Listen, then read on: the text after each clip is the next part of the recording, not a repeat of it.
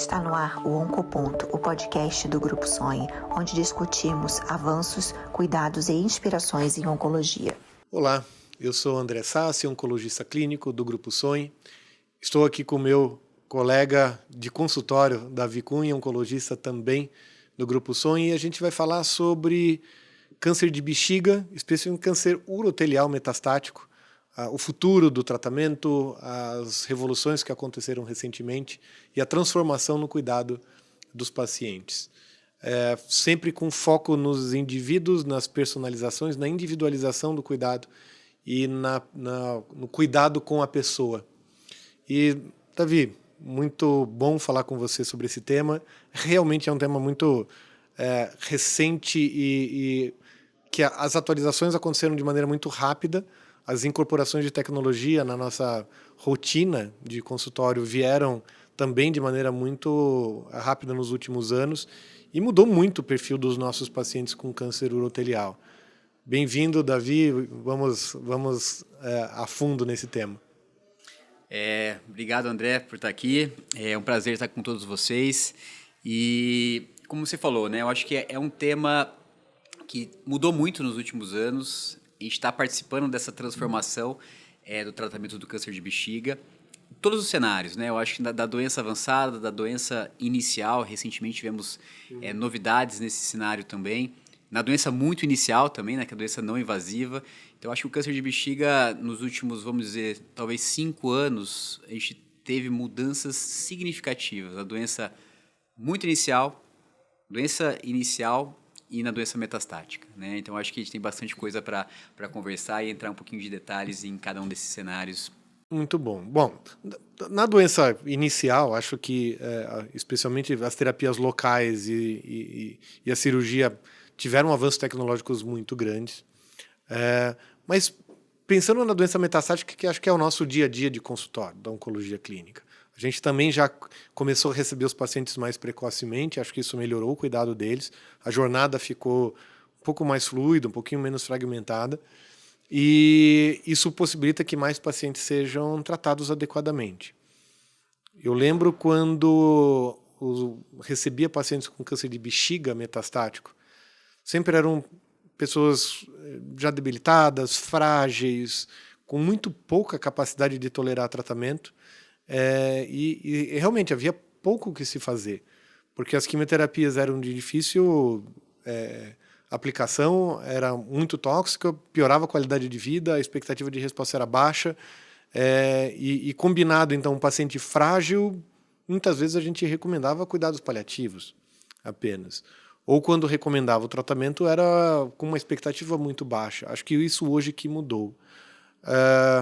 Desde a introdução da imunoterapia, então começou com o pembrolizumab, até a tesolizumab, que hoje nem mais tem registro para isso, já meio que caiu, mas a introdução do avelumab, também a imunoterápico pós-quimioterapia de primeira linha, e mais recentemente anticorpos conjugados a drogas, como o enfortumab vedotina mais pembrolizumab.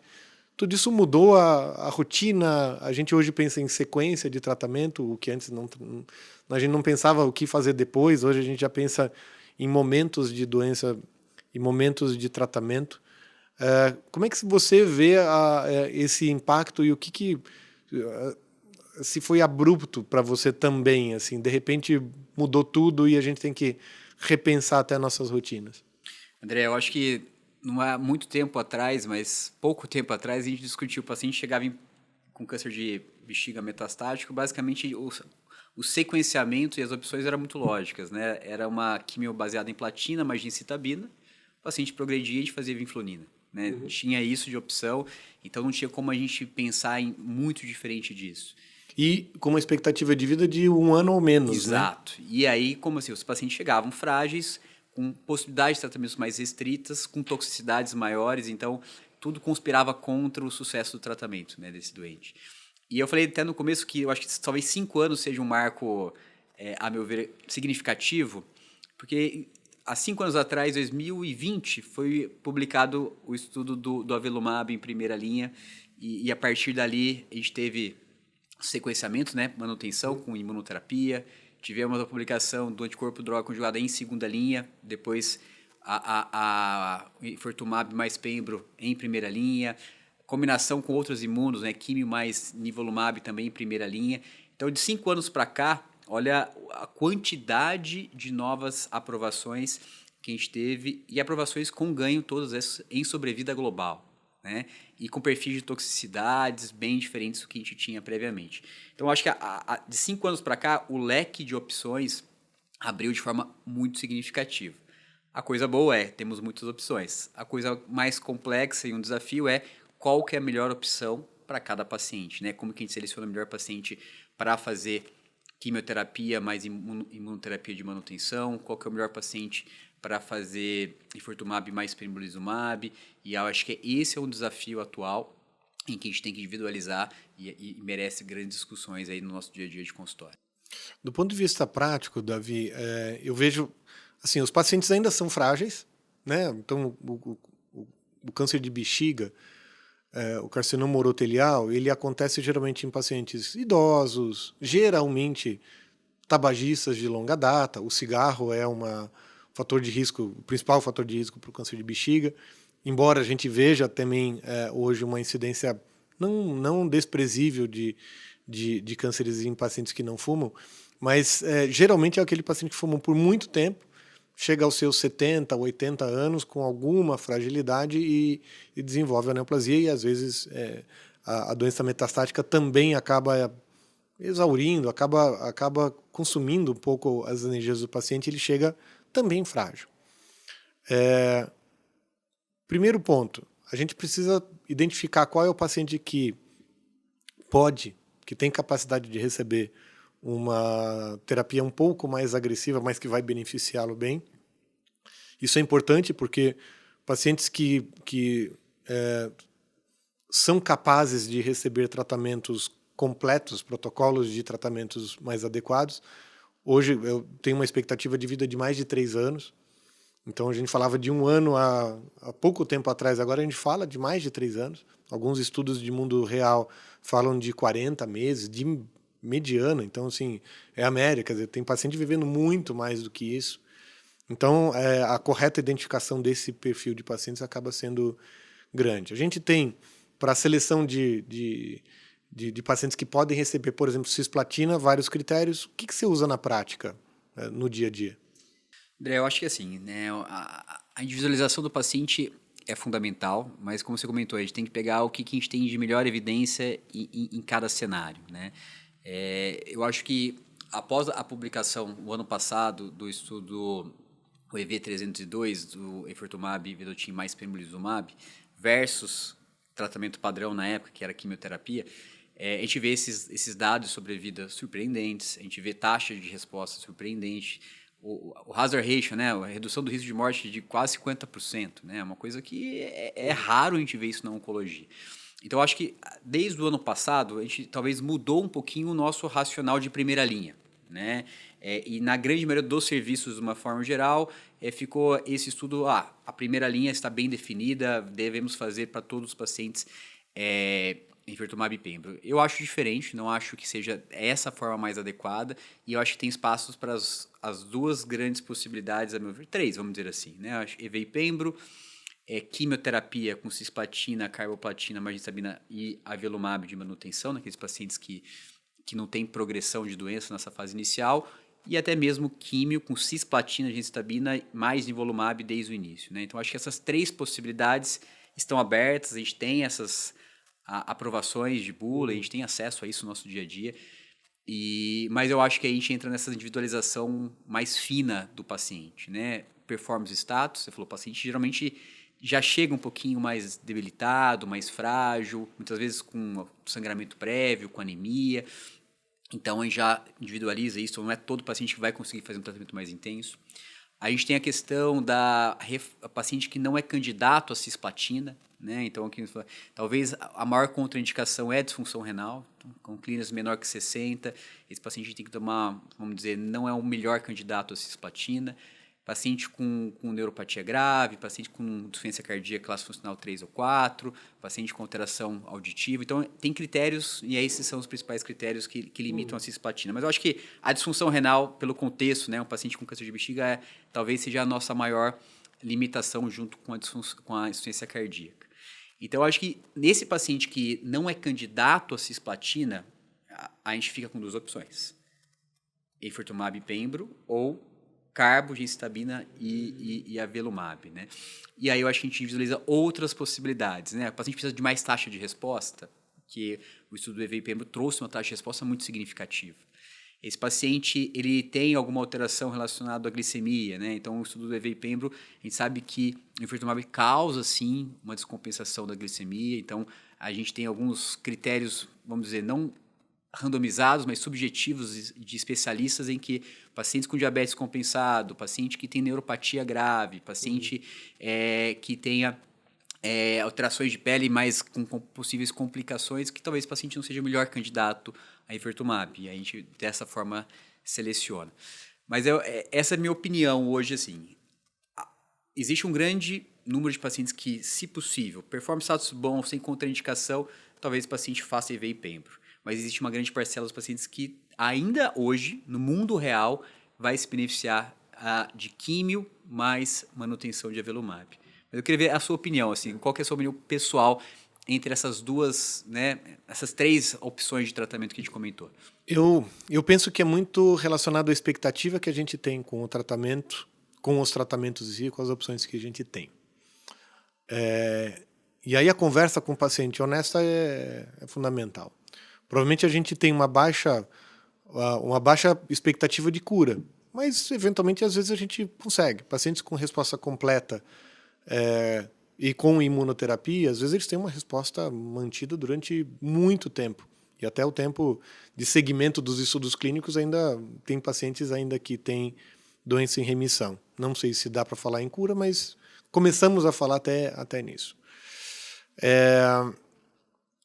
E aí a gente se separa em 2 alternativas. Eu costumo falar até para os meus pacientes que a quimioterapia com cisplatina e gemcitabina, carboplatina e gemcitabina, tem o MVAC dose densa, que a gente às vezes esquece.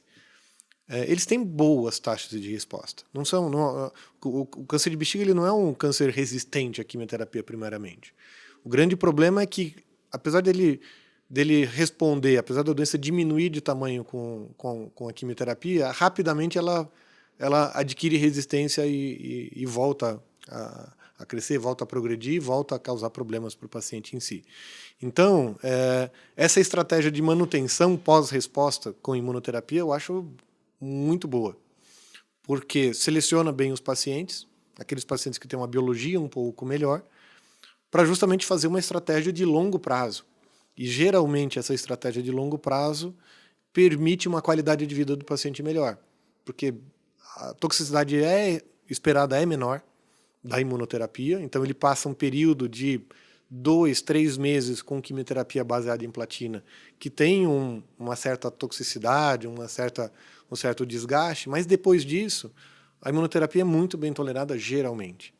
E isso proporciona um controle de tempo de doença realmente bastante mais longo. A gente não tem uma comparação direta entre essa estratégia com a que veio subsequente, que foi uma grande mudança, acho que, da nossa rotina, que foi essa troca da platina pelo enfortumab vedotina junto com pembrolizumab. Mostrou mais taxa de resposta do que a quimioterapia convencional, isso foi bom. O meu ponto, que eu ainda resisto um pouco de considerar como a primeira linha universal para todos os pacientes, é porque é um tratamento que é tóxico, como você falou, para paciente que é obeso, que é diabético, que tem alguma comorbidade, causa neuropatia, então quem já tem neuropatia é um problema também. E é um tratamento de longo prazo. Então não é um tratamento que você faz um curto espaço de tempo e depois desintensifica. A ideia é manter o tratamento até progressão de doença. Se esse paciente vai responder e vai continuar com a doença controlada por 1, 2 anos, a ideia é manter esse tratamento por todo esse 1, 2 anos, ou até ele tolerar bem. Então, essa troca de expectativa de benefício, por às vezes uma qualidade de vida comprometida pelo impacto do tratamento, eu acho delicado.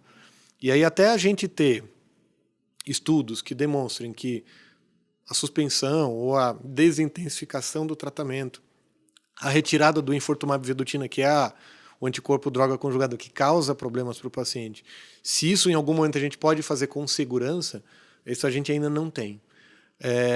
A gente tem estudos de sequenciamento, então quando a gente faz o enfortumab vedotina em monoterapia, depois, como segunda linha ou terceira linha, depois da progressão com a quimioterapia convencional, a gente tem alguns dados que sugerem que a intensidade da dose faz diferença. Então, reduzir dose não é uma boa estratégia, geralmente. Isso me preocupa, por uma medicação que é extremamente tóxica. Então, a gente modular e, de novo, entender o paciente. Ele tem doença mais agressiva, ele tem uma doença de volume maior, como você falou, precisa de taxa de resposta, talvez esse paciente se beneficie mais, mas talvez esse paciente também esteja fragilizado. Então, a gente balizar a expectativa do que a gente precisa, do que o paciente precisa individualmente e até o que a gente pode oferecer, esse é o desafio do nosso dia a dia. E isso acho que esse é o nosso papel como médico. É a gente olhar no olho do paciente, entender os valores dele, entender o que ele espera. Tem paciente que chega e que tem altíssimas expectativas do tratamento oncológico. E aí fala assim, eu quero curar. Se eu tiver 1% de chance de cura, eu quero ir atrás disso.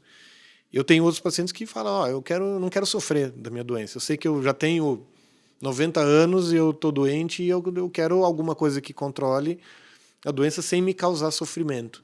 E acho que não tem esses são extremos, né, da cura até o controle de doença, mas a sensibilidade nossa precisa estar alinhada nesse ponto. André, eu acho que, como a gente falou, né, a gente saiu de duas opções, uma opção de primeira linha e uma segunda linha clássica, né, platina, gemcitabina e vinflunina, ou outra químio, e agora a gente discutiu só em primeira linha 3 opções, né, então hoje, se a gente pegar o arsenal todo de forma bem objetiva, imunoterapia, temos 3 opções aprovadas no cenário de doença metastática. Temos quimioterapia que continua, temos anticorpo, droga conjugada, em primeira linha, em segunda linha, tem inibidor de tirosina quinase, né, o erdafitinib, pacientes com fusão, mutação de FGFR. Então, o leque é muito grande. A gente fala só em primeira linha, mas aí depois fica difícil e complexo a gente ver qual que é o melhor sequenciamento desses pacientes, já que a gente tem outras opções e os estudos eles foram desenhados numa época em que a primeira linha nem era imunoterapia na maioria das vezes. Né? Então, esse racional, esse feeling de qual é o paciente que vai se beneficiar mais da combinação de enfortumab e pembro ou de quimioterapia e sequenciamento com avelumab, eu acho que é do dia a dia. E um outro ponto que acho que a gente não comentou, e eu acho que não é todos os oncologistas que nos escutam, é a questão de custo. Né? Então, assim, a gente está diante de uma medicina, uma oncologia que vem crescendo, os gastos com medicamentos aumentam de forma muito significativa e esse tempo de tratamento em primeira linha são cada vez maiores. Então, lógico que o objetivo final é o paciente ficar bem, ficar mais tempo vivo, alguns pacientes com resposta duradoura ou curados, como você falou, mas usando medicamento de altíssimo custo. Né? E quando a gente soma, né, o anticorpo droga conjugado, mais imunoterapia durante todo esse período, o impacto financeiro, né, o custo disso tudo é muito significativo para as fontes pagadoras. Né? Então, eu acho que no cenário em que a gente tem que olhar uma medicina de forma a evidência científica, mas trazer de forma racional para a nossa realidade, para o nosso mundo, em que o custo, a gente tem limites de gastos de uma forma geral, a gente também tem que entrar na conta em algumas fontes pagadoras. Talvez fique inviável a gente oferecer enfortumab e pembro para todos os pacientes, e é o racional de selecionar um paciente para uma quimioterapia, ver se ele tem um potencial de ser bom respondedor e fazer manutenção, isso também eu acho que tem que ser levado em consideração nas escolhas do tratamento. Concordo, Davi. Acho que essa nossa filosofia de trabalho mesmo é colocar o paciente no centro de cuidado, mas dentro do ambiente sustentável. E acho que não adianta a gente também indicar os tratamentos que são mais caros porque simplesmente são mais novos e porque estão num protocolo preferencial, sem respeitar os valores individuais do paciente, mas também o ambiente onde ele está. porque senão a gente acaba aumentando a restrição de acesso a tudo. Então, como você falou, não são todos as operadores de planos de saúde, por exemplo, que são capazes de absorver o custo de enfortumab vedotina mais pembrolizumab para todos os pacientes. Por mais que não seja uma doença muito comum, mas ainda assim tem um impacto orçamentário significativo. E às vezes, se a gente oferecer realmente para todo mundo, pode faltar para a gente oferecer a imunoterapia na sequência para alguns, ou para até outras doenças. Então, acho que tem que saber entender quais são os pacientes que realmente precisam dessa intervenção. Então, realmente não são todos. Identificar de maneira clara, discutir com as fontes pagadoras realmente por que aquilo é importante para aquele paciente individual, mas sem perder a noção do indivíduo. Então, justamente quando a gente pensa em sustentabilidade, a gente não pode pensar também só de um lado, só também na questão orçamentária. A gente tem que combinar o que faz sentido, o que é valor individual, o que de fato vai mudar a vida daquela pessoa, qual o impacto do tratamento que a gente vai dar dentro de um racional científico e de custo que faça sentido para a sociedade como um todo. E aí isso a gente esbarra até na questão do próprio SUS. Infelizmente, no SUS, que 75% da população brasileira depende do acesso aos tratamentos oncológicos via SUS, não tem acesso a nada disso que a gente falou. Eles talvez continuem na época que a gente falou de anos atrás, em que, até por ser um sistema de saúde fragmentado, essa modularidade de cuidado de urologia, oncologia clínica, cuidados paliativos, ter tudo separado, isso ainda prejudica bastante. Acho que aí a gente tem um caminho muito longo a seguir, mas acho que pensar em incorporação de imunoterapia, de novo, para alguns pacientes, aqueles pacientes que responderam, que têm uma maior chance de ter um controle de doença a longo prazo, para que aqueles pacientes que realmente vão ter o benefício recebam o benefício, acho que esse é um trabalho de sociedade que a gente tem que fazer. Eu acho que se tivesse um biomarcador em primeira linha que trouxesse, esse é o paciente que vai ser um ótimo respondedor, ficaria até mais fácil fazer a incorporação, né? Eu acho que todos nós que tratamos câncer de bexiga e já fez imunoterapia para um paciente, tem algum paciente que está ótimo respondedor, está há 2 anos tratado, sem tratamento e possivelmente está curado, né? E identificar quem que é esse paciente, hoje a gente não tem um biomarcador que tem uma alta, né, sensibilidade, especificidade, para esse é o paciente que vai responder muito bem, né? Então, é difícil indicar para todos. Eu acho que a questão do SUS, como você comentou bem, a incorporação de um medicamento acaba deixando de incorporar outro numa outra indicação, então tem que ser realmente muito criterioso. Mas realmente, hoje para câncer de bexiga, no SUS a gente faz a mesma medicina, o mesmo tratamento do ponto de vista de entrega de quimioterapia que a gente fazia 10, 20 anos atrás, né? Isso dói especificamente quando a gente vê uma nova tecnologia com curvas de expectativa de vida muito diferentes, né? A curva de sobrevida de uma nova tecnologia versus a antiga, com uma redução de risco de morte enorme. Isso realmente é complexo da gente aceitar a não incorporação, a dificuldade de incorporação. E aí eu acho que tem vários aspectos, entre elas o custo, o preço do medicamento, a duração do tratamento também, mas a precificação dos medicamentos no Brasil ainda é um assunto bastante delicado e que realmente inviabiliza o acesso. Talvez não no Brasil, acho que no mundo, o mundo inteiro tem essa dificuldade de acesso como um todo. Bom, o que você, para finalizar a nossa conversa, o que você espera de transformação nos próximos tempos? Em termos de estudo clínico, desfechos, um pouco de sequenciamento, novas drogas talvez a gente não tenha, mas estão surgindo novos anticorpos droga conjugados. Você espera essa continuidade da transformação do cuidado nos próximos anos? André, eu tenho certeza que sim. Eu acho que câncer de bexiga, eu falei, esses últimos 5 anos, olha o tanto de coisas que a gente incorporou e indicações com benefício clínico, com um benefício bem significativo, né? E já temos estudos que a gente sabe que estão em andamento com novos anticorpo droga conjugado, que possivelmente vão aumentar esse arsenal. talvez mais biomarcadores, né? Hoje a gente tem o PDL1 como biomarcador, temos o HER2, temos o FGFR, mas temos outros biomarcadores que estão em andamento para a gente direcionar alvos e talvez aí sim conseguir selecionar aquele paciente que vai mais se beneficiar daquele ou daquele outro medicamento. Então, acho que isso vai trazer uma magnitude de benefício maior, selecionando melhor, diminuindo toxicidade. Então, não tenho dúvida que se daqui 2, 3 anos estiver voltando aqui para discutir, a gente vai ter um arsenal muito maior, talvez um entendimento também de qual que é o melhor sequenciamento desses pacientes, o que a gente vai usar depois de imunoterapia em primeira, qual terapia-alvo vai ser indicado. Então, eu acho que a mensagem principal é a gente está vivendo uma transformação. Até esse momento, a transformação foi muito significativa, mas eu acho que nos próximos anos a gente vai ter muita coisa nova para se beneficiar os pacientes. E o perfil do nosso paciente mudou, né? Eu acho que o paciente ele chega frágil, mas como os medicamentos, os tratamentos são melhores, a gente consegue resgatar mais o paciente fica melhor do ponto dos status clínicos. Então, não tenho dúvida que esses pacientes vão viver cada vez mais e cada vez melhor. Eu concordo, Davi, e acho que a minha conclusão principal nessa revolução do conhecimento e do cuidado dos pacientes com câncer urotelial é que é o reconhecimento de que cada paciente é único e às vezes cada doença também é única. Então não existe uma receita única para todos. Isso vai contra a ideia, às vezes, que se tinha, tem que pesquisar a cura universal do câncer. Não tem. Até os subtipos de câncer de bexiga, talvez cada paciente precise de um tratamento um pouco diferente.